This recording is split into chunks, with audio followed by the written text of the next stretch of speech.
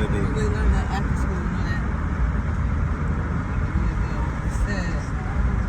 Once they get in the real world and it's like ready to like teach them something at that point, that's when they find out about credit or anything else.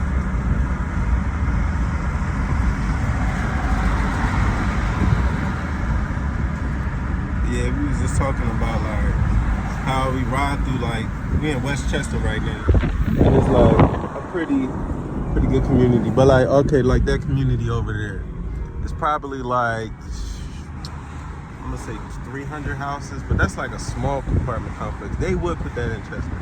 You know what I'm saying? Like, and they call that the golf club apartments. But like there were some high-end ones that we had saw a little while back. And then they would have like a shopping center like this. Some neighborhoods don't have like shopping centers like this. And like some people say like, all right, well they wouldn't get it. Like we was thinking like you would have to change these people's economic background and give them like an understanding of like how to take care of their means. Like you can't have a person making $7 an hour and the whole household is full. The household is 8 people, but they only making $50,000 a year and the loaf of bread is $4. Like, how you gonna teach somebody how to manage money in an environment like that? Like, that's hard. That's like starving almost. Like, you basically trying to learn how to manage money underwater without knowing how to swim. So, like, that's the problem with people saying a certain economic background has a certain type of way of thinking. Everybody got to get a fair shake to, like, some people's generations and their kids is coming up in environments where they're not underwater. Their kids is not underwater. Their parents is not underwater. It's easy for the parents to teach something or the kids to see something if it's not around. If it's around. So if the parents growing up and they not struggling, then it's gonna be easy for the kids to know what it look like to not struggle. You know, just on the strength that they see stability in a way that they can go out there and figure it out. Now that doesn't mean that they won't fail, but it's the same thing. Like, it's people that come from struggle that find ways to not even just be billionaires, be millionaires, thousandaires, like making successful business for themselves. People always, yeah, you don't always have to be a billionaire to be a success. Like, you could be living in like a nice size house, $300,000 or $200,000, and being able to afford to go on vacation whenever you want. It's not always about what size house you're in. So if you can afford to do everything you want to do. There's people living in $20 million houses and barely can afford to do what they want to do. Coughing all on the video. Your turn to talk. I'm over here recovering.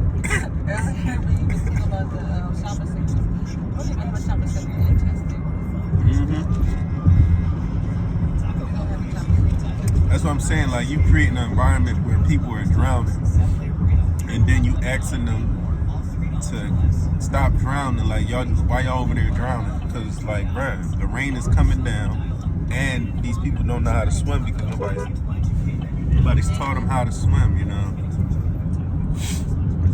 And I don't care how good you can swim. When it's like what happened down in like those southern states where it just started raining overnight, that is what bad credit is like for people in environments where bad things is happening, things is coming out of nowhere, and then all of a sudden then you barely making do. You paying your bills with the minimum wage you got, and then all of a sudden some rain like that comes around. You can't even plan for that. I don't care how good you can swim, you're gonna drown. There's people drowning in them waters that flood rain was coming. So like I always say, like, there's people that's millionaires, billionaires that's coming down to whatever people consider rock bottom in their world is, like thousandaires, millionaires. They taking that like it's a big loss to come down to $1,000. So it's all about perspective.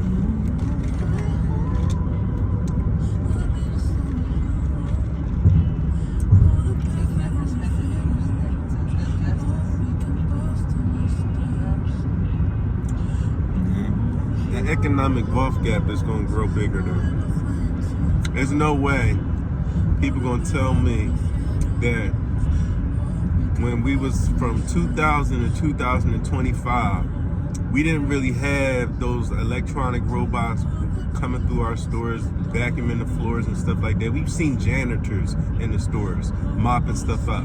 We heard over the intercom, spill in aisle 6, blah, blah, blah, somebody come get it. Now, like, you're telling me all these jobs that people are low-key seeing, self-checkout, all these departments that are being put out of business because electronics and autonomous electronics can do more than you used to have to do. Like, if you was baking a chicken in the oven in Acme and you was working in the oven section, they got things that's putting people out of job where you don't even need as many people anymore in the kitchen. So like, when we look at that in like the next 20 years, there's gonna be a lot of people out of work, while the people that own those autonomous vehicles and machines are making money off of those people that were used to be in jobs, off of them robots. That's what I'm saying. Like, the wealth gap is going to take a large gap. Like, and it's not going to trickle down because there's no way for it to. It's only going to sprinkle down to the people around them. So like, I don't see how this is a great system for people. I don't see how this is going to be a great system for people moving forward. As much as people love the convenience that it's offering, it's coming with a lot of pros and cons. It's going to be. They got through recording.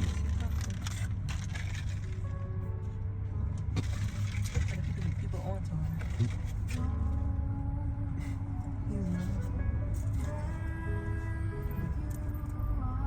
Might know some Instacart over there.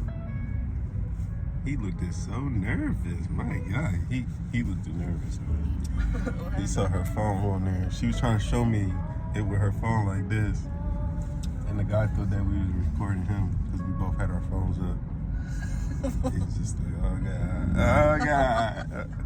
I'm like, what were you doing that you was like so weird about it? Oh shit, he got behind us. Like, if he did, he probably, I want the footage. We could not have seen what he had did.